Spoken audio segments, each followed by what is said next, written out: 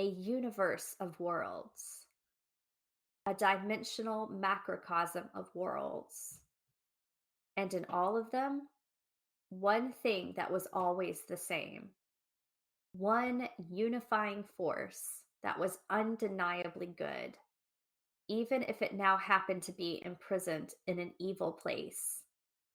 The Talisman, axle of all possible worlds. This is the No Fear podcast. We know what scares you. I'm Matt. I'm Mel, And I'm Lisa. and this is the No Fear Cast, the podcast where we dissect horror and all the things that scare us. This is our second episode of season 7, and today we are talking about Peter Straub's The Talisman. All right, so I am going to get us started here for this second episode of season 7, the second of our Masters of Horror around Peter Straub. And as Mel said at the end of that introduction, we are covering Peter Straub's The Talisman, although I should say that he did co-author it with a fairly other well-known author. If you're not familiar with the book, well, it was Stephen King. Uh, usually, usually King gets top billing, as he does in most things, just because he is such a big name. But I can definitely say, having read The Talisman, albeit a long, long time ago, you could definitely see Straub's hands and thumbprint all over it as well. I mean, it really does read like a combination of the two authors. They really did co-author it rather than it having sort of the voice of one or the other. But just a little bit of background about the novel for those of you who may not be super familiar. It was written by Stephen King, Peter Straub. It was published in 1984, and it was nominated for a Locus and World Fantasy Award. There was a sequel that came out almost 20 years later in 2001 called Black House. I think Mel and I both referred to it last episode as Bleak House. So, not the Charles Dickens novel, but Black House. So, Stephen King and Peter Straub recombined and co authored that novel as well. So, one thing that's kind of interesting is that they actually lived in London at the same time in the late 70s, both Stephen King and Peter Straub, and that's kind of when they met and became friends. I think they kind of had a mutual admiration for each other's work, and so they apparently had talked for some time about collaborating, and then finally actually got together to co-author this book and have it published in 84. And really, like, that was kind of the beginning of their, as Stephen King calls it, the literary friendship. uh, and it's got a lot of other things kind of in the works, or it's had a lot of attempts to adapt it. There was a graphic novel series, a kind of mini series that was adapted, and even in the early versions of both the American and UK versions, it actually said on the trade paperbacks that it was soon to be a major motion picture, but that never actually happened. Although there is some word that there may be some future adaptation on the horizon, and I think we'll talk about that a bit more in depth a little bit further on in the episode. So, really, I think that's kind of all the background that I think we would need to give for this book. I've read it, like I said, kind of offhandedly. It's been a long time since I've read it, but I really enjoyed it.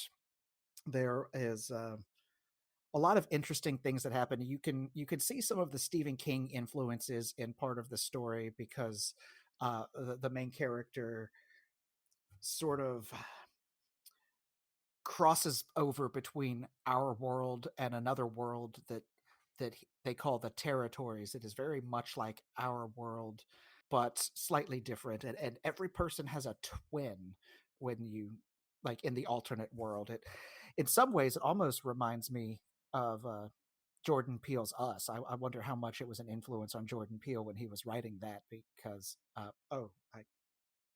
I might should have said spoilers there for those of you who haven't seen it, but that is kind of a twist of the movie. So sorry if I spoiled that for anyone. But yeah, like everyone has sort of a doppelganger on the other side, and when you switch over to the other side, they switch and inhabit your body, unless like Jack, your doppelganger, or I believe they're called twinner, when unless your twinner has died. So Jack's twinner, his doppelganger in the territories, died, so he's able to kind of go back and forth more freely without having somebody else occupying his body.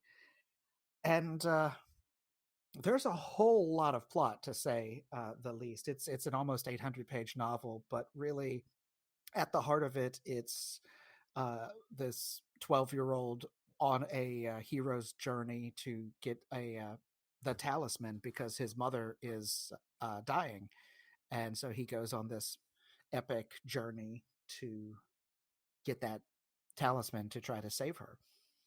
So I really enjoyed the book. It's I mean, if you like Stephen King, there's a lot of uh, King's hand on it as well, but you can definitely see Peter Straub's influence if you're familiar with his work too. So um, I will kind of put the brakes on here and kind of turn it over to Mel or Lisa to jump in and see if they have any other thoughts or impressions before we keep going talking about this book. Well, I have to say, yes, it's an 800-page book, so I'm actually still working my way through it. So, listeners, we're not, Matt's read the whole book, and has really enjoyed it. I'm working on it. I'm enjoying it so far. So, we're not going to spoil the end for you, but we definitely want to talk about like some of the themes that are running through it, and also this possible adaptation news too, like how that would even work. I guess for my impressions, I'm going to go in a slightly different direction than Matt, because I think I've mentioned on this podcast before that I kind of got into horror more through Shirley Jackson. I wasn't necessarily this person. I know a lot of people are, who started reading Stephen King. So there's a lot of Stephen King I have not read. And I think I mentioned on the Monster Shiro podcast at one point that I've got a little stack of Stephen King books that I've been meaning to get into. And this is one of those books that's always fascinated me because of the fact that it's maybe a little bit more fantasy than what you would think of as horror. So I'm glad that I'm getting to go through this. And then also with it coming around in pop culture again, with possible adaptations, and then coming back to the fore. I know Peter Straub's daughter wrote a piece for Vulture that originally was supposed to be just about the talisman, but when he passed away, ended up morphing a little bit into her ruminations on that, which I just found really kind of emotional and kind of fascinating, the way she was making those connections. Yeah, I'm enjoying it a lot so far. I am a big fan of the, like, I almost feel like it's like a aspect of weird fiction, or maybe even like a Neil Gaiman type thing, that, or even like, I guess you think of like traditional fantasy, like something like Narnia. I like these ideas of like, not quite multiverses, but like there's another world like kind of quivering on the edge of ours. And I know there's like this idea in Talisman even, that there's almost like a, what's the word I'm looking for? Like a collapsing box or eggs kind of idea of like universes within universes within universes, kind of. And so, yeah, like portal fiction is something that I find fascinating. This, I guess, it's more like crossing over through, I guess, the power of imagination, or through like something that coaxes you to be able to pass through. That, and toward the beginning of the book, he needs the juice, Jack Sawyer does, to transfer over. So I like that idea of like an alternate reality type thing around the edge. The twinner idea is fascinating too. I mean, doppelgangers are always like uncanny and creepy, but the way it's working out with, you have people who maybe don't have the greatest motivations in our world, and what would happen if they had the opportunity to manipulate another world. which I find fascinating. And, one of the things that I think is really interesting about this book, as you were saying, Matt, is that for me, reading through it, yes, there's scary stuff, there's scary creatures. The 12-year-old Jack has some pretty scary things that happen to him as a kid. He was just like traveling for, weeks, like across the country, both in a fantasy world and real world. But the thing that motivates the whole story is the possible loss of a mother. And, Emma Straub talks a little bit about that in her Vulture article about how the motivating aspect of the book is grief and loss. And I feel like in some ways I feel like reading it now in my life, maybe like in my 40s, might be a much different or maybe even like a more nuanced reading than if I had picked it up when I was, much younger and saw it in the bookstore. So yeah, I feel like I'm enjoying it so far. I always hesitate to say how I feel about a book until I get to the end, but I definitely want to finish this. And I'm enjoying that these kind of uncanny aspects that it has, that's going on, and the quest in the Bildungsroman, the idea of the hero's journey or the hero's kind of um, maturation, I guess. But Jack isn't perfect, which is good too. I mean, he has to learn as he goes. Um, Oh, and one thing I was thinking while you were talking, Matt, is if we're talking about Straub as a master of horror, I definitely kind of saw his fingerprints in some of the aspects of like reality and fantasy, because Jack grows up being able to flip himself into the territories. And so he always thinks of them as daydreams or imagination and not real. So there's these really interesting kind of ruminations about what's real and what's not, and what are the stories that we tell ourselves. His mother is a B movie queen, the queen of the B movies, and so he interprets things sometimes through movie plots, even projections, like just well told tales and character types. And I thought that was interesting too. It kind of places it in a certain time, but it also doesn't. In 2022, it doesn't stop me from enjoying it. So I guess I'll pass it on to you, Lisa. Yeah, so it's kind of funny as we're talking about Peter Straub, specifically the Talisman in this episode, because Matt has read the book in its entirety. Mel, you sound like you're a good ways into it, and I just started it, so I can't say too much about the actual plot of the book. I will say a lot of the things that drew me to this story, and I will admit I have had my copy of the Talisman. It's one that I picked up at like a used bookstore a long time ago.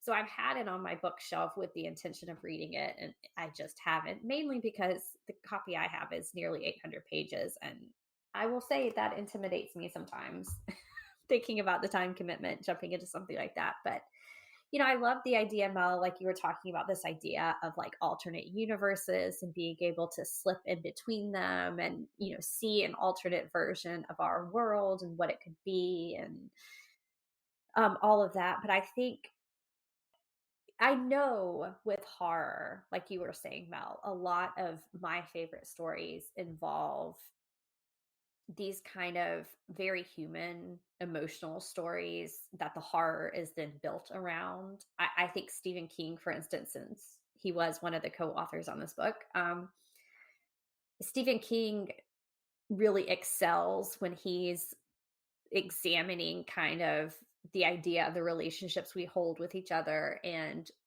the grief surrounding that and having to let go and love and loss and those kind of big universal themes. I'm thinking in particular of Lisi's story, which I really, really love. And that also, actually, from everything that y'all are talking about, sounds like it could kind of thematically connect well with the Talisman.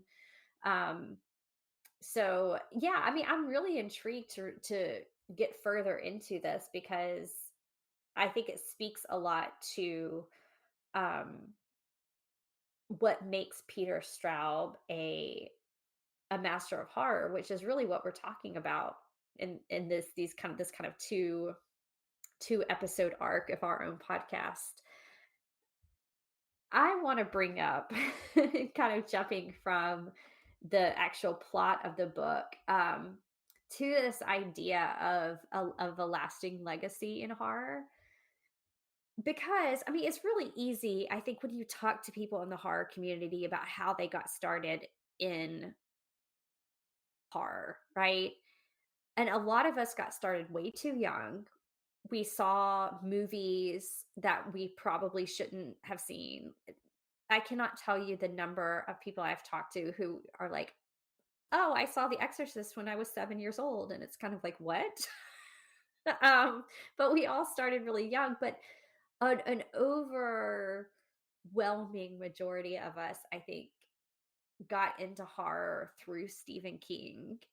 And so it's really easy to kind of pinpoint, oh, these Stephen King stories are what brought me into horror. Or even for some people, like to say like Spielberg brought them in, for instance. And I'm gonna connect those dots in just a minute. But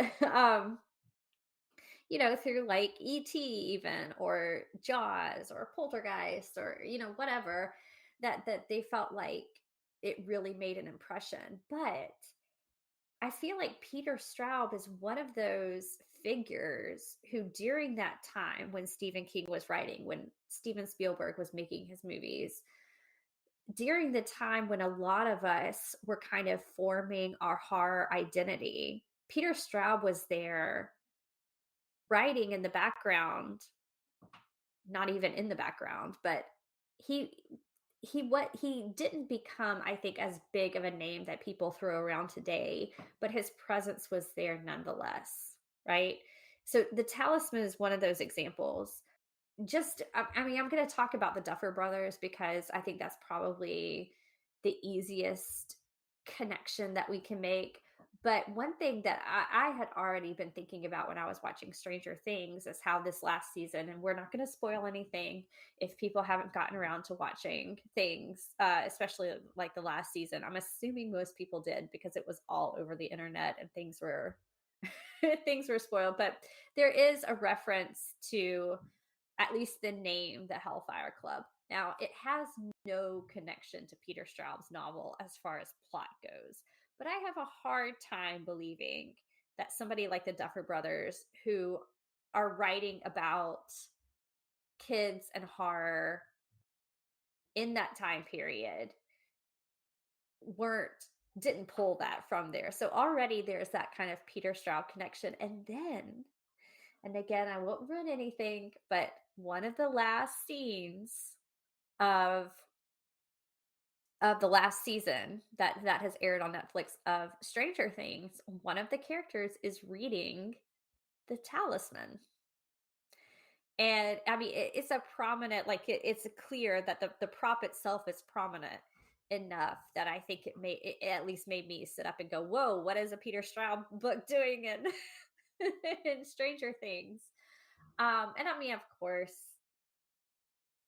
they were probably there's a lot of Stephen King references throughout Stranger Things. Like it's hard to watch Stranger Things and not see like it or the boys from the Story of the Body or any of these popular Stephen King stories. So it would be easy to say, well, that's a Stephen King novel, and they decided to throw it in. But it's such an obscure Stephen King reference that I feel like if they were going to have just a Stephen King reference, they would not have reached for the Talisman. Like the Talisman was very significant. And so I think that's kind of one of those moments where I thought, okay, this is showing Peter Straub really, I think, showing a light on his um really on his contributions that he's made to the genre. I will say since then, the Duffer Brothers have announced that s- apparently Steven Spielberg had the rights to the Talisman. Matt, you mentioned that it was going to be a kind of a quote unquote major motion picture. I don't think the Talisman was as popular as they thought it was going to be. Apparently, the publisher poured a lot of advertisement into this book, a lot of publicity into this book. And even though a lot of people love the Talisman, it didn't become, I think, the big hit that everybody thought it was going to be. In fact, People magazine put it on one of their worst book lists, but it did make a lot of best lists too. But it wasn't as big of a hit as like the publisher thought it was going to be. So Steven Spielberg had the rights to it, but never did anything with it. In fact, Emma Straub in that same article, Mel, that you were referencing, talks about how Stephen King and Peter Straub went to go meet with Spielberg in Los Angeles, and that they went out there to kind of be wined and dined and all that kind of stuff. And after it, apparently Spielberg gave Peter a signed ET poster, which sat in their basement for 3 decades until it just kind of vanished. Emma Straub was talking about how she would love to have that object because apparently Spielberg had written something on it that said like, Peter, your imagination is a gift to be envied. But they don't know what happened to it. And anyway, I thought that was kind of a fun story that they had this, but apparently at some point the Duffer Brothers did manage to get the Talisman, and they approached Netflix and said that once they were done with Stranger Things, this is what they wanted to adapt. And as far as I know, now that Amblin and Spielberg have kind of released the rights to the Duffer Brothers and Netflix has signed on, that it looks like the Talisman is going to be the next story that they tackle, and that they're really excited because it obviously fits with their brand. Like Stranger Things is very much kind of Steven Spielberg meets Stephen King. And I think if you're looking thematically, at least, it fits pretty well with the Talisman. They're obviously pretty well read, and Peter Straub and Stephen King both, with the references that have been made in Stranger Things. So yeah, I mean, that's kind of exciting to me, is that that's the next thing that's going to be happening. And apparently it's going to be a series. And yeah, I'm really excited to kind of see what they do with that. Yeah, I'm kind of glad, and I'm now reading it because hopefully we'll have something to watch to compare it to. Yeah, I think it'll be interesting to see how it's interpreted visually. I don't know, Matt. I know it's been a bit since you read the book, but what are your thoughts about possibly seeing this come to the screen? Well, I'm always interested in adaptations of things, even if they turn out not to be so great. Things that I like, at least. So yeah, I'm excited to see what they do with it. I had actually not noticed that the Talisman reference in the latest season of Stranger Things, but it does make sense since it does deal with parallel worlds and that sort of thing. There may not be doppelgangers in Stranger Things, but there's definitely the Upside Down, which is a parallel world. So I think thematically, the Talisman is definitely a good visual reference for them to have used, and I'm definitely excited to see what the Duffer Brothers do with it, because I mean, granted, the Stranger Things is kind of original intellectual property, but I think that they would do a very good job of adapting the Talisman. Hopefully, they do it as more of a mini series or limited series, kind of along the lines of Mike Flanagan's work with Netflix, like The Haunting of Hill House and Haunting of Bly Manor.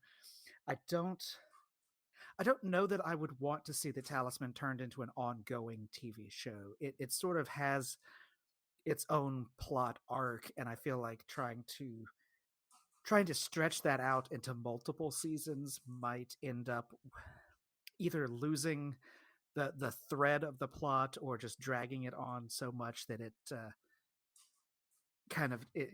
loses what makes it good, if that makes sense, or loses focus. But I'm definitely excited to see what the Duffer Brothers have in store for it. Hopefully this is more than just talks at this moment. I know, well, Lisa, you did say that they had announced that this was hopefully going to be their next project. So anyway, yeah, I'm excited to see what they do. I feel like they are a capable duo to turn this into something for the screen. And Mel, I was going to mention something. I don't want to hijack this over into the Stephen King side of the collaboration, but I was just going to mention, since you said at the very beginning of your thoughts that you like this idea of interconnectedness and kind of multiverses, you need to read more Stephen King. You need to read the Dark Tower series, but I'll leave it for that for another day. But that's definitely a series that deals with lots of interconnected stories that gets woven into King's other things. But again, I don't want this to go off into poor Stephen King territory. Well, Matt, I was going to ask you a question actually, since you brought it up. I know I've seen people like mention now that hopefully, fingers crossed, if everything goes well, the Duffer Brothers are going to adapt the Talisman because of the thematic connections, and if it's a successful Stephen King adaptation, that they may, I guess they being the powers that be in Hollywood, like the Netflixes and all that, will give the green light to do the Dark Tower series the justice that it needs. Because it got made into that movie, which didn't fare too well. And then there I think several times have tried to get a series off the ground and never could, just for whatever reason. But my question to you is, since you've read The Talisman and it deals with this kind of like going to another world, and I don't know, the territory is just some of the language that was described, and I haven't read the book at all. Is it in the same universe as the Dark Towers? Like, are there deliberate connections, or is it just thematic? Like, this is Stephen King doing parallel universes, or is it part of the Dark Tower? Like, could it be? Yes, with a question mark. Oh, I come on. don't. That's not an answer. Well, I don't think when they wrote the Talisman that it was intended to be in King's Dark Tower universe, but that was still very like nascent. That was very just beginning. I think in '84, I don't have it in front of me, but I think the Gunslinger had been published and possibly the second book in the series, but he hadn't gotten much further than that, at least maybe writing the second book. But after they teamed up again for Black House, um, I was actually looking into this because when I was kind of refreshing myself on the book, there was what someone described as kind of a soft retcon, where there's a short story that King wrote that was in the Dark Tower universe that takes place, that he confirmed was in the same location as a place. It was either in the Talisman or Black House. I couldn't remember. I don't remember off the top of my head. I haven't read that short story. So King kind of was pushing that, and I guess Straub was okay with that too. That kind of maybe not the Talisman originally when they wrote it, but since the Dark Tower series by 2001 had several more novels. I think by that point 4 had been published, and King was working on the last 3. I think by that point he kind of was allowed to include it a little bit, kind of after the fact, if that makes sense. Yeah, I think I saw that same thing that you were talking about, Matt, because I was curious about that too, because I know that's like a running kind of theme in some of his books, like you had mentioned too, Lisa. So I was like, whoa, are there connections here? So yeah, that's pretty cool too. And those books have also been on my radar for a while, kind of like Talisman was. So I feel like I'm going to start having to take a dive into more Stephen King's work. I mean, this is just a purely like superficial thing, but I read Joyland over the summer, and when I started the Talisman, I was like, wait a minute, I got another like empty carnival theme park after Labor Day type thing going on here. So there's definitely repeated motifs that even I see, who hasn't read as deeply into King's work. Matt, I have a question. I feel kind of bad asking this because I know we're talking about the Talisman and Straub and King's duo writing here, but reading the Talisman, there's just like this in the back of my head. I keep thinking of Gaiman's American Gods as kind of a comp. Maybe I'm crazy, but what do you think about that? Because it's the road trip idea that keeps bringing it to my mind. Not like the gods themselves, but the idea of traveling across America, like the real parts of America, at the same time you're in ostensibly in a fantasy book. I can see the parallels for sure. And in kind of my introductory thoughts, I've very deliberately called it a hero's quest because I think both Straub and King were very deliberately drawing from kind of that Jungian notion and of the hero's journey. And but I think the road trip across America as part of that hero's journey, I could definitely see parallels between that and American Gods, just kind of in I don't know if the right word would be tone or theme, but just kind of the vastness of the road trip across America while also dealing with in the Talisman's case, sort of flip-flopping between our world and the territories, and in Gaiman's sense, kind of Shadow's constantly running into these fantastical characters that one would not expect. I mean, I think you could almost call both kind of urban fantasy, if you wanted to call it that route. I mean, they're not taking place in an urban setting, so to speak, but I mean, this is more along the lines of urban fantasy than say high fantasy like Tolkien or something like that. So, but yeah, like just reading it does feel a lot like American Gods feels. And I wonder how much of that may have even been maybe a little intentional on Gaiman's part, because I mean, he is so well read and broadly read that I can totally see him taking little bits and pieces of other things, not just from mythology, but from contemporary fiction to kind of as inspiration to draw from. I don't know. He may not have ever even read the Talisman for all I know. I'd love to be able to ask him that question, but I could definitely agree that they feel like weird sort of twins themselves, at least in terms of how it feels reading them. Yeah, I think it's kind of useful to think of the Talisman as a road trip book, even though it's like more a hitchhiking book. It's definitely of a place and time, and it definitely is like Americana, maybe because it's like it's got the feel.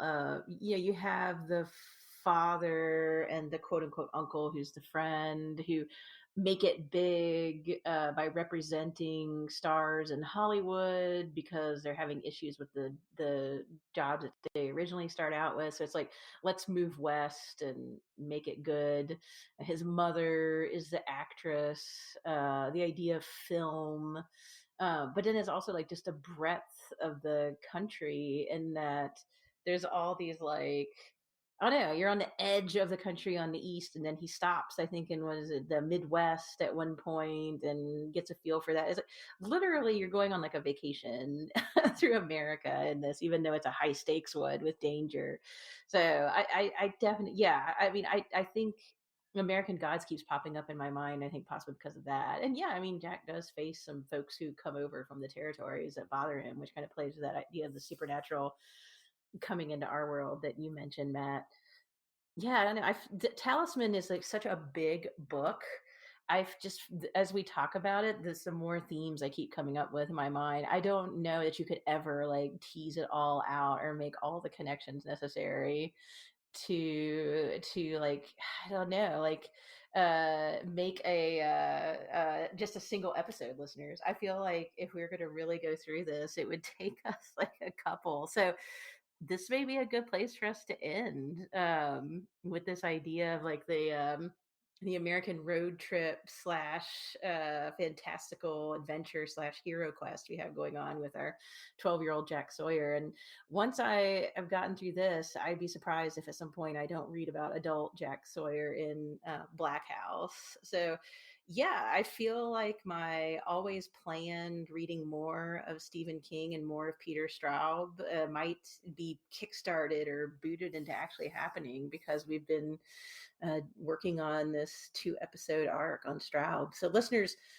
if you are a fan of Stephen King, you might want to check out more of Peter Straub's work. If you've read like Ghost Story by Peter Straub, you might want to check out more of his work.